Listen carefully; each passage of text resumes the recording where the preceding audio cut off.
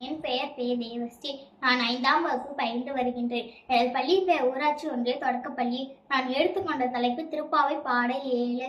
கீசு கீசு என்றெங்கும் ஆனை சாத்தான் கலந்து பேசின பேச்சரவம் கேட்டிலையோ பெண்ணே, காசும் பிறப்பும் கலகலப்ப கைப்பேர்ந்து பாச நற்குழல் ஆய்ச்சியர் மத்தினார் ஓசை படுத்தயிர் ஆர்வம் கேட்டில் நாயக பெண்விழா நாராயணன் மூர்த்தி கேசவனி பருணி கேட்டே கிடத்தியோ தேசமுடைய திருவேலூர் என்பாகு.